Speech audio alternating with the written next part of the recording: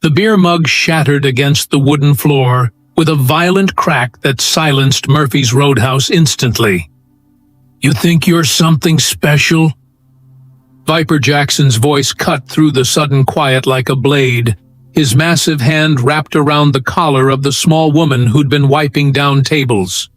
The snake tattoo coiling around his thick neck seemed to writhe as he pulled her closer, his breath reeking of whiskey and menace. "I asked you a simple question, sweetheart. This bar pays protection, or this bar burns? Which one's it gonna be?" Elena Rodriguez kept her brown eyes fixed on the floor, her body language screaming submission, even as 10 members of the Desert Vipers Motorcycle Club rose from their seats, forming a predatory circle around her. She was maybe 5'4" in her worn sneakers, her white server's shirt hanging loose on her slight frame, her dark hair pulled back in a simple ponytail that made her look even younger than her 35 years. Everything about her whispered, ordinary, forgettable, weak. But in exactly 15 minutes, Viper Jackson would be on his knees, begging for forgiveness. Before we dive deeper into this incredible moment of transformation, I'm curious, have you ever completely misjudged someone based on their appearance? Maybe you thought someone was weak, only to discover they possessed strength beyond your imagination? Drop your stories in the comments below, because I genuinely read every single one. And these experiences remind us how often we make dangerous assumptions. And if tales of hidden warriors and unexpected heroes move you the way they move me, please consider hitting that thanks button. Your support helps us continue sharing these powerful true stories that remind us all, real strength often comes in the most unexpected packages. The tension in Murphy's Roadhouse had been building for 20 minutes before that glass shattered.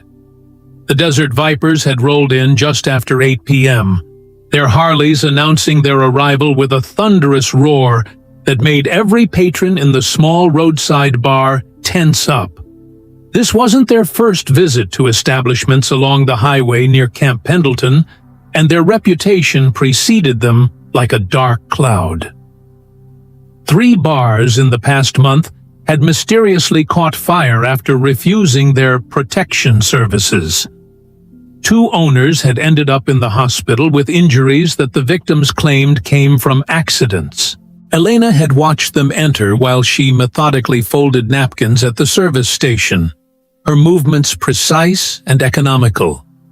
Jake, the 25-year-old bartender, had immediately started sweating when he saw the skull patches on their leather vests.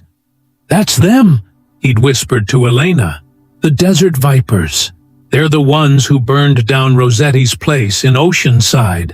She'd simply nodded, continuing to fold napkins in perfect triangles, each one identical to the last. Jake had noticed this about Elena in the 6 months she'd worked at Murphy's. Everything she did had an almost military precision to it. The way she wiped down tables in perfect grid patterns. The way she arranged condiments with geometric accuracy. The way she never had her back to the door for more than a few seconds at a time. Viper Jackson had made his entrance like a conquering king, all 6'3" of him swaggering through the door with his arms spread wide. The snake tattoo that gave him his nickname started at his jaw and disappeared into his leather vest, and his shaved head gleamed under the bar's amber lights. His 9 companions spread out behind him in what Elena quietly noted was a tactically sound dispersal pattern, covering exits, maintaining sight lines, establishing dominance over the space. "Evening, folks," Viper had announced to the dozen or so regular patrons, his voice carrying that particular tone of false friendliness that preceded violence. "Don't mind us. We're just here for a friendly drink and a little business discussion." The regulars, mostly veterans from the nearby base and local blue-collar workers, had shifted uncomfortably in their seats. Sheriff Tom Bradley, a grizzled 55-year-old who'd done 2 tours in Iraq before coming home to serve and protect, had been nursing a coffee at the corner booth. He'd set down his cup slowly, his weathered hand moving to rest near his hip, where his service weapon would have been if he'd been on duty. Elena had approached their table with her order pad, keeping her eyes down and her voice soft. "What can I get you, gentlemen?" That's when the first sign of trouble had sparked. One of the bikers, a wiry man with meth-rotted teeth, had slapped her backside as she walked past. "How about you start with a smile, sweetheart? You look like someone died." She'd simply stepped out of reach with a fluid movement that looked accidental but wasn't, continuing to take their orders without acknowledging the assault. Jake had started to move from behind the bar, his young face flushed with anger, but Elena had caught his eye and given an almost imperceptible shake of her head. The bikers had ordered beer, lots of it, and Elena had served them efficiently and quietly. That's when she'd felt the weight of Viper's attention settle on her like a physical thing. She'd been wiping down a nearby table when he'd called out, "Hey, server girl, where's Murphy? We need to discuss some business." "Mr. Murphy is in Phoenix for the week," Elena had replied quietly, not meeting his eyes. "I'm just covering shifts." "Well then," Viper had stood up, his massive frame casting a shadow over her, "I guess you'll have to relay a message for us. Tell Murphy that the Desert Vipers are offering our protection services to this fine establishment. 5,000 a month? And we guarantee nothing bad happens to this place." Elena had continued wiping the already clean table. "I'll let him know you stopped by." That's when Viper's demeanor had shifted from fake friendly to genuinely menacing. "I don't think you understand, sweetheart. This isn't a social call. This is a business requirement. Every bar from here to San Diego is under our protection. Those that refuse..." He'd pulled out a lighter, flicking it open and closed with practiced menace. "Well, accidents happen. Electrical fires, gas leaks, tragic stuff." "I understand," Elena had said softly, "but I can't make decisions for Mr. Murphy. I just serve drinks and clean tables." The formation the bikers had unconsciously taken around her had a name in military tactics: encirclement. But there was a weakness in their positioning that Elena had catalogued automatically. The one by the jukebox had his weight on his bad knee. She'd noticed his slight limp when he walked in. The two by the pool table were focused on intimidation rather than observation, missing Sheriff Bradley's slow shift to a better defensive position. Viper himself was standing too close, inside the reactionary gap. A mistake born of overconfidence.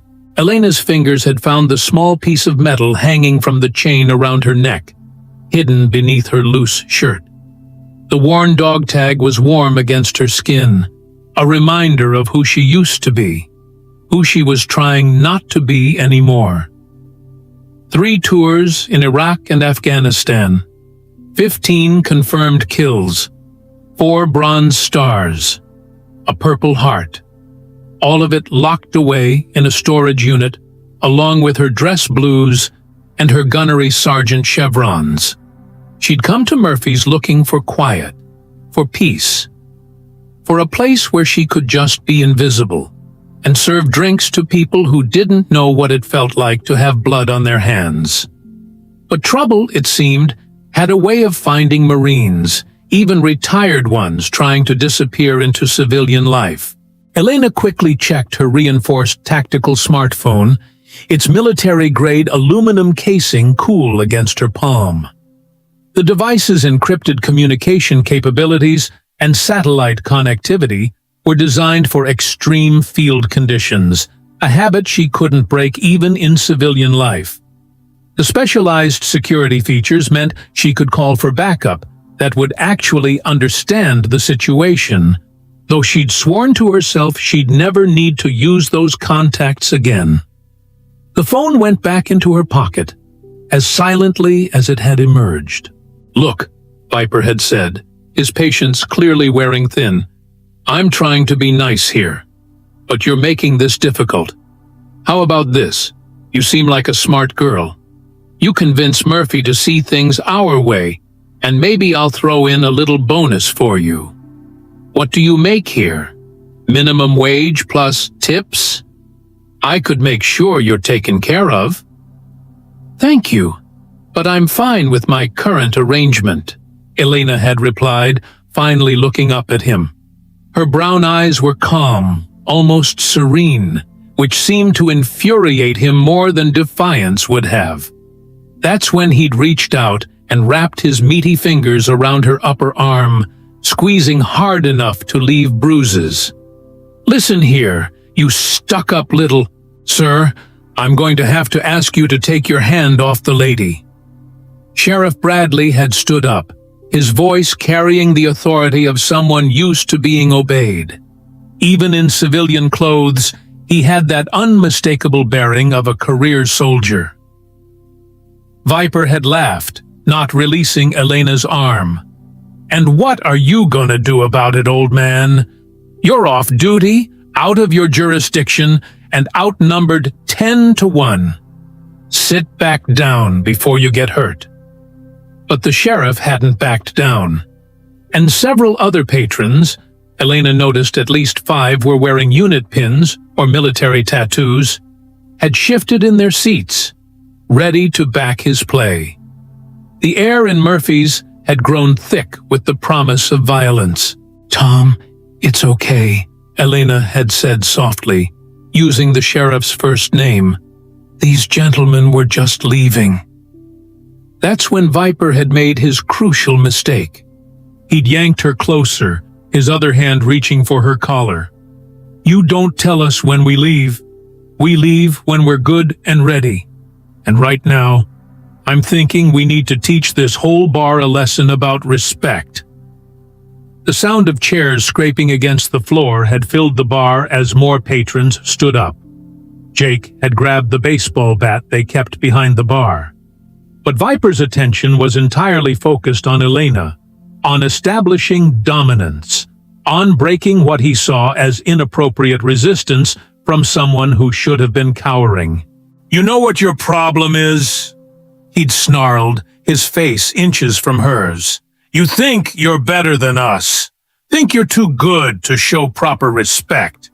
Maybe I need to remind you of your place." His free hand had grabbed the front of her shirt, bunching the fabric in his fist.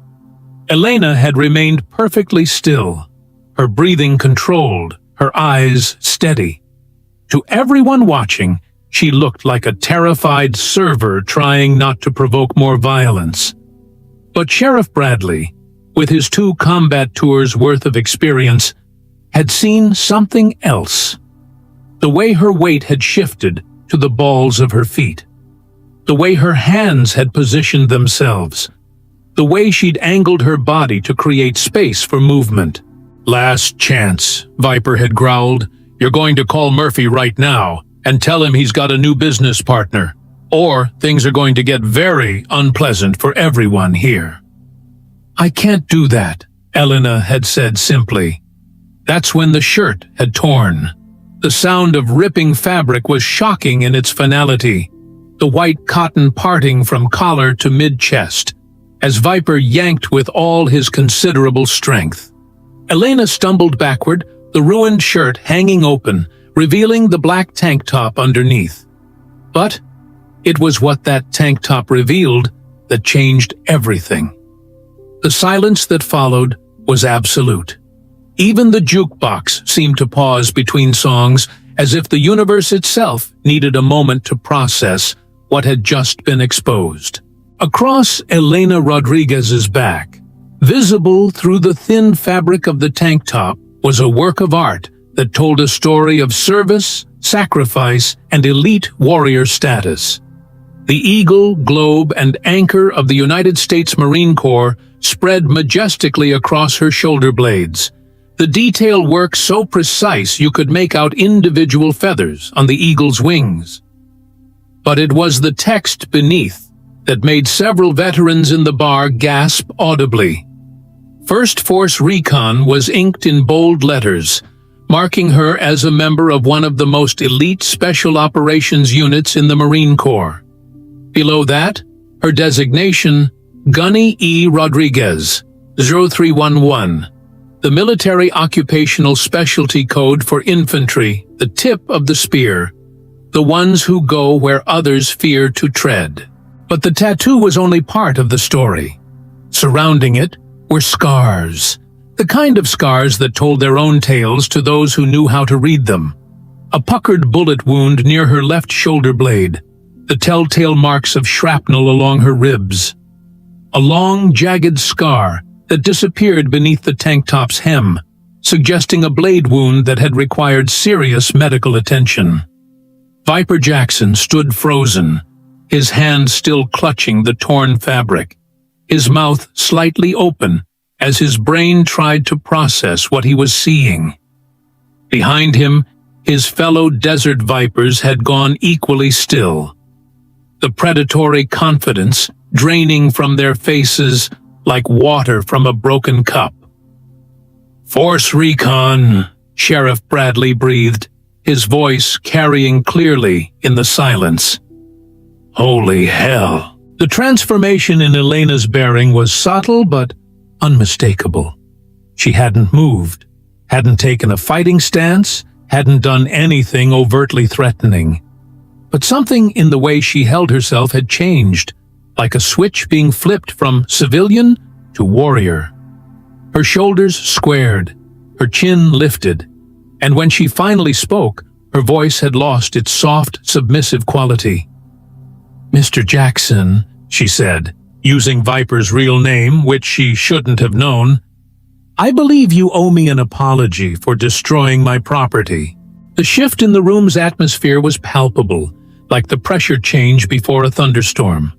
Viper Jackson's face went through a series of expressions: confusion, recognition, disbelief, and finally, the dawning realization that he had made a catastrophic error in judgment. His grip on the torn fabric loosened, and the white cotton fluttered to the floor like a surrender flag. "How do you know my name?" His voice had lost its commanding bass, climbing higher with uncertainty. Elena didn't answer immediately. Instead, she turned slowly, giving everyone in the bar a clear view of the military artwork and battle scars that decorated her back.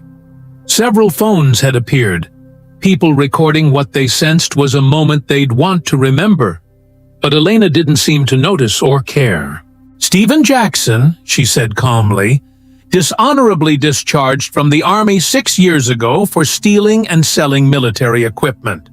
Founded the Desert Vipers 3 years ago.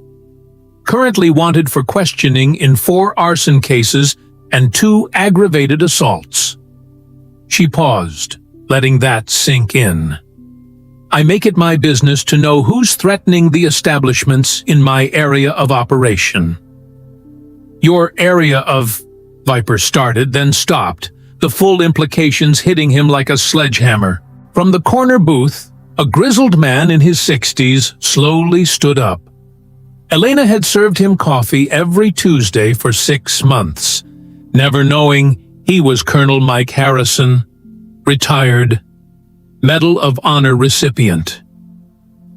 "Gunny Rodriguez," he said, his voice carrying the snap of command despite his civilian clothes.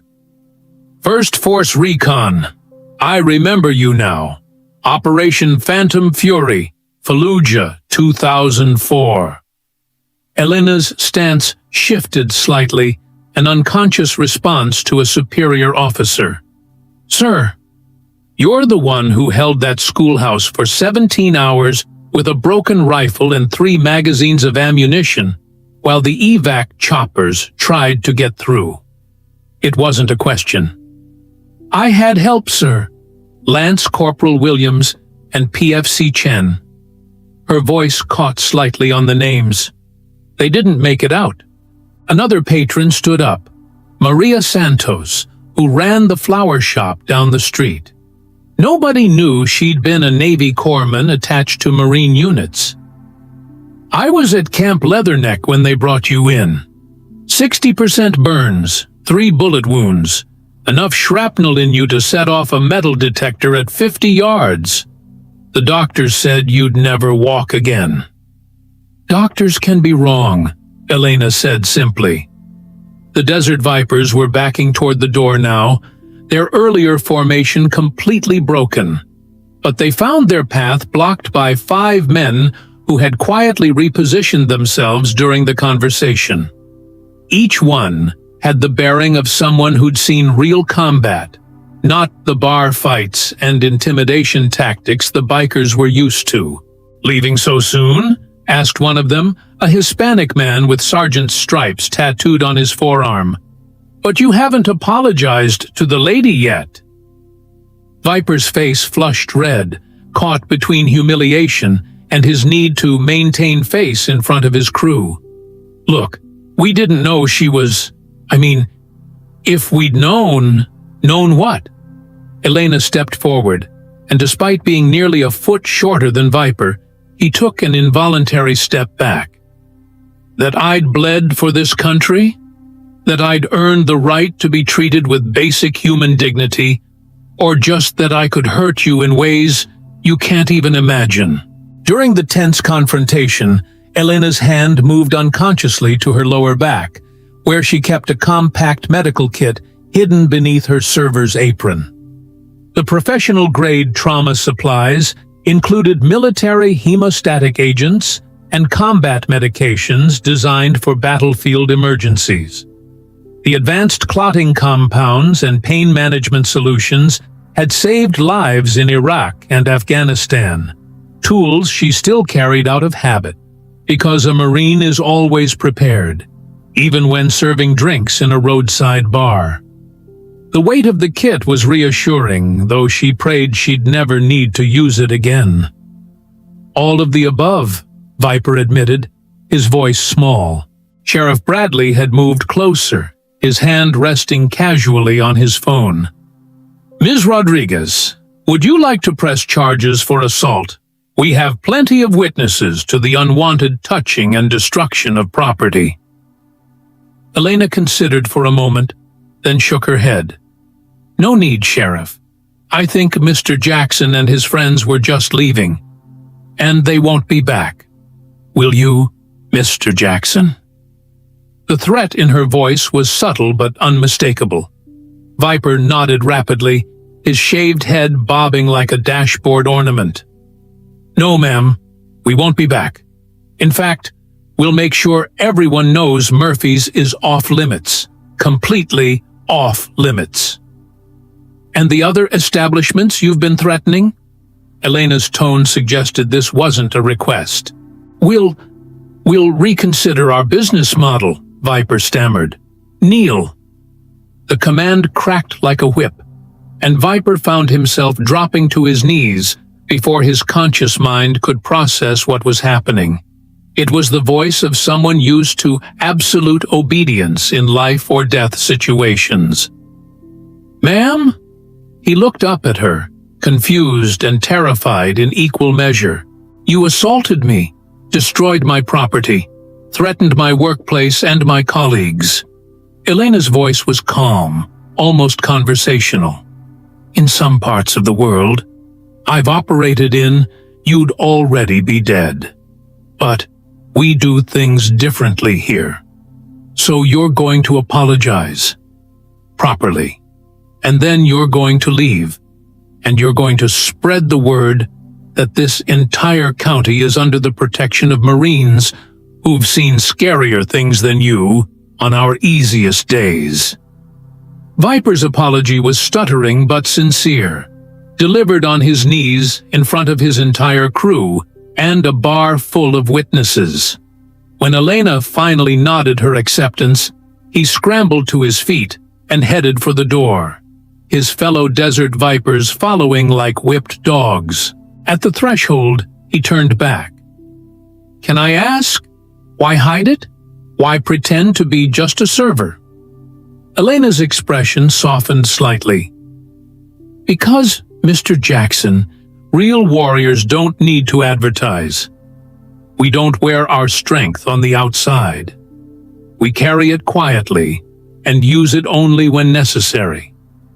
I came here for peace, to serve coffee and wipe tables, and remember what it feels like to be normal. You took that from me tonight. The bikers left without another word, their motorcycles starting up with notably less swagger than they'd arrived with.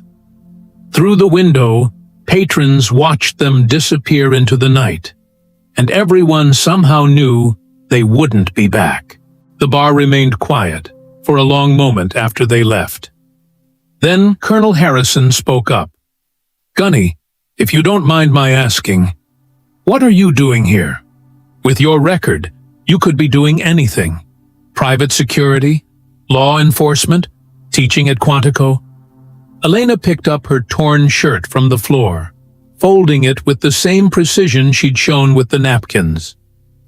"With respect, sir, I've done my time being extraordinary.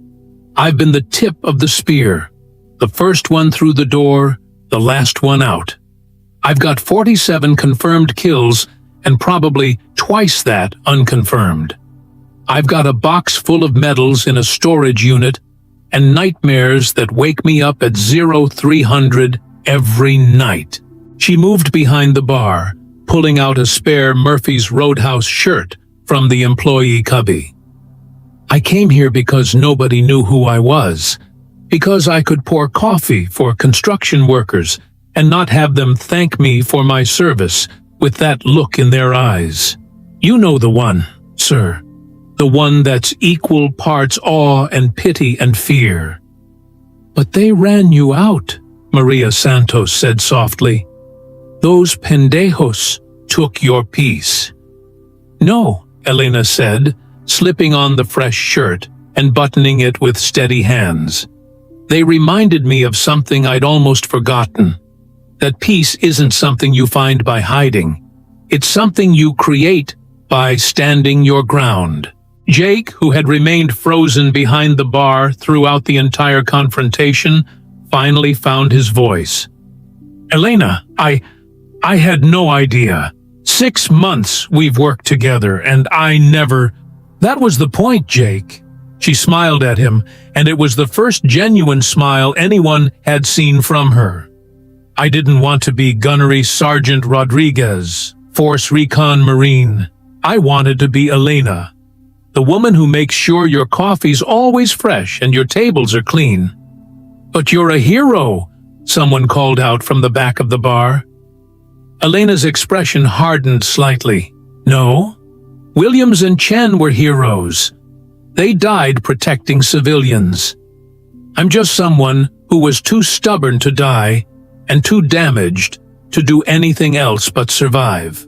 Colonel Harrison approached the bar, his movements careful and respectful. "Gunny, I know we don't know each other well, but I want you to know. What you did in Fallujah, holding that position, protecting those kids, Williams and Chen didn't die for nothing. 37 children made it out because of what you three did." Elena's hands stilled on the bar towel she'd been folding. 38, sir. One more was born in the evac chopper. Mother named her Elena." The room fell silent again, the weight of that revelation settling over everyone like a benediction. Here was a woman who had literally given her body as a shield for innocence, who had paid in blood and burns and bullets for the safety of children she'd never met, and she'd been content to disappear into anonymity, serving beer and wiping tables. "So what now?" Jake asked. "I mean, everyone's going to know. Word's going to spread. You can't go back to being invisible." Elena considered this as she resumed her normal duties, collecting empty glasses and wiping down tables as if nothing had happened. "Then I guess I'll have to be visible, but on my terms. Over the next hour, the bar slowly returned to something approaching normal. Conversations resumed, drinks were ordered, and the jukebox played its usual selection of classic rock and country. But there was a different energy in the air. People sat a little straighter. Veterans who'd been nursing their PTSD in silence found themselves talking to each other, sharing stories they'd kept locked away. The revelation of Elena's identity had somehow given everyone permission to be more themselves. Sheriff Bradley approached her as she delivered a fresh round to a table of construction workers. "Elena, I want to apologize. I should have intervened sooner. I saw the signs, the way you move, the way you observe everything, but I didn't put it together." "Nothing to apologize for, Sheriff. You did exactly what you should have done, tried to de-escalate." She paused, then added, "Army, right? Iraq?" He nodded. "2 tours. Infantry. Nothing special, just a grunt doing his job." "Every soldier is special, Sheriff. Everyone who stands up when others won't, who goes where others fear to go. Don't diminish your service." As the night wore on, Elena found herself fielding questions from curious patrons, but she answered them with the same quiet efficiency she showed in her serving. Yes, she'd been in Force Recon. No, she couldn't talk about most of her missions. Yes, the scars hurt when it rained. No, she didn't regret her service, just some of the things service had required. Around 11 p.m., as the bar was winding down, a young woman approached her hesitantly. She couldn't have been more than 22, with the lean build of a runner and the 1,000-yard stare Elena recognized all too well. "Ma'am, I'm Lance Corporal Sarah Webb, just back from Afghanistan. I heard what happened. What you said about not being able to go back to normal." Her voice dropped. "How do you do it? How do you come back from that and just function?" Elena set down her tray and gave the young Marine her full attention. "You don't come back, Lance Corporal. Not really. The person who left doesn't exist anymore. You build a new person with the pieces that survived, and you find a new mission. What's yours?" Elena gestured around the bar. "This, serving people, creating a place where veterans can come and not have to explain themselves, where civilians can learn that we're not broken, just different. Where someone like you can ask someone like me how to survive and get an honest answer. Which is? One day at a time, one table at a time, one act of service at a time. The skills that made us good Marines: attention to detail, dedication to mission, protecting others. They don't go away. We just have to find new ways to use them." As closing time approached, Elena found herself alone with Jake as they cleaned up. The young bartender kept shooting her glances, clearly bursting with questions. "Go ahead," she said finally. "Ask. Do you regret it? Having your cover blown?" Elena considered this as she turned chairs upside down on tables for mopping. "You know what? No. I've been hiding for 3 years, trying to pretend that part of me didn't exist. But it does exist. It's as much a part of me as my eyes or my hands. Maybe it's time to stop running from it." "Will you stay? At Murphy's, I mean? Where else would I go?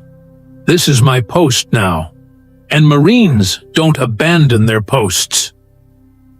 The next morning, Elena arrived at Murphy's to find the parking lot fuller than usual for a Saturday. Word had indeed spread, and veterans from 3 counties had come to see the Force Recon Marine who had faced down a biker gang with nothing but quiet authority and a revealed identity. But Elena didn't make a spectacle of it. She simply tied on her apron, made fresh coffee, and began taking orders. When people thanked her for her service, She accepted graciously, but redirected conversation to their own lives, their own stories. When young veterans approached her for advice, she listened more than she spoke. Murphy himself, back from Phoenix, pulled her aside during the lunch rush. "Elena, I heard what happened. If you need time off, or if you want to quit. All due respect, Mr. Murphy, but I've got tables to serve. Besides," she added with a small smile, "I think business is about to pick up. Every veteran in Southern California is going to want to come to the place where a Force Recon Marine tends bar." She was right. Over the following weeks, Murphy's Roadhouse transformed from a simple roadside bar to an unofficial veterans gathering place. The walls began to feature photos and memorabilia donated by patrons. A small library of military history books appeared in one corner. Every Tuesday became Veterans Night, with Elena's quiet approval. But perhaps the most significant change was in Elena herself. She still wore the simple server's uniform, still cleaned tables with meticulous precision, still made sure everyone's glass was full. But she no longer hunched her shoulders to appear smaller. She no longer kept her eyes downcast. She moved with the quiet confidence of someone who had nothing left to prove and nothing left to hide. 3 months after the confrontation with the Desert Vipers, Elena was surprised to receive a package at the bar. Inside was a purple heart, polished to a mirror shine, with a note. "Gunny Rodriguez, you left this behind at Leatherneck. Thought you might want it back. Corsman Santos." Elena held the medal for a long moment, then walked to the wall where other veterans had begun displaying their memorabilia. She hung it carefully next to a photo someone had managed to find. 3 Marines in full combat gear, faces dirty but smiling, standing in front of a bullet-riddled schoolhouse. The caption read, "Heroes of Fallujah, LCPL Williams, PFC Chen, Gunny Rodriguez." "You know," Jake said, joining her at the wall, "I've been thinking about enlisting." Elena turned to look at him, studying his young face carefully. "But because of you, because of what you represent. Service, sacrifice, something bigger than yourself." "Those are good reasons," Elena said slowly. "But make sure you're doing it for you, not because you're impressed by someone else's story. The Corps will take everything you have to give and ask for more. Be sure you're willing to pay that price." "Were you? Willing, I mean?" Elena's hand moved unconsciously to her dog tags, still hidden beneath her shirt, but no longer a secret shame. "Every damn day, Jake. And I'd do it again, but that's me. You need to find your own answer." As she walked back to take another order, Elena caught her reflection in the mirror behind the bar. The woman looking back at her wasn't the naive 18-year-old who'd enlisted full of patriotic fervor. Nor was she the broken veteran who'd tried to disappear into civilian anonymity. She was something new, something forged in the crucible of service and tempered by the choice to serve again in a different way. Warriors don't need recognition. They serve. The words had become her motto, her explanation to reporters who occasionally showed up wanting to do a story about the Biker Bar Marine. She served coffee and cleaned tables and listened to stories and provided a safe space for those who needed it. It wasn't Fallujah. There were no medals for it. But it was her mission now, and she would complete it with the same dedication she'd brought to every other mission in her life. The eagle, globe, and anchor on her back, once hidden like a shameful secret, now stood as a reminder to everyone who entered Murphy's Roadhouse. Here was sacred ground. Here veterans were understood, civilians were welcomed, and everyone was treated with dignity. Here a United States Marine stood watch, Not with a rifle, but with a coffee pot. Not in a combat zone, but in a roadside bar. Still serving, still protecting, still faithful. Semper Fidelis. Always faithful. To the core. To her fallen brothers. To her new mission. Elena Rodriguez had found her peace not in hiding from war, but in continuing to serve in peace. And Murphy's Roadhouse would never be the same.